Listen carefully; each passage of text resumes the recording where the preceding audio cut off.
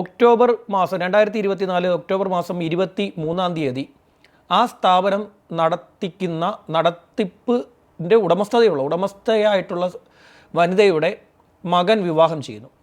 വലിയ ആഘോഷമായിരുന്നു social media. അതായത് ഒരു കാരുണ്യ മന്ദിരത്തിലെ അന്തേവാസിയെ അതിൻ്റെ ഉടമയുടെ മകൻ തന്നെ വിവാഹം ചെയ്യുന്നത് ഒരു വലിയ ആഘോഷം പോലെ തന്നെ സോഷ്യൽ മീഡിയ ആഘോഷിച്ചു. അത്രയും വലിയൊരു കാരുണ്യ പ്രവൃത്തി അവർ ചെയ്തല്ലോ എന്ന രീതിയിൽ ആഘോഷിക്കപ്പെട്ടു. അപ്പോൾ തന്നെ നമുക്ക് മനസ്സിലാക്കാവുന്നതേ ഉള്ളൂ, വെറുതെ ഒരു യുവാവ് പെട്ടെന്ന് ചെന്ന് ഒരു യുവതിക്ക് ജീവിതം കൊടുക്കുന്ന കാലഘട്ടമല്ലല്ലോ. ഇവർക്കും പല ബന്ധങ്ങളും ഉണ്ടാകാനുള്ള സാധ്യതയുണ്ട്. ഈ യുവാവിനും പല ബന്ധങ്ങളും ഉണ്ടാകാനുള്ള സാധ്യതയുണ്ട്. ഇപ്പോൾ സ്ഥാപനത്തിൻ്റെ ഉടമ പറയുന്നു, നീ ഇവിടുത്തെ ഒരു കുഞ്ഞിനെ വിവാഹം കഴിക്കൂ എന്ന് പറയണമെങ്കിൽ അയാളുടെ മനസ്സിൽ അത്രയും വിശാലത ഉണ്ടായിരിക്കണം.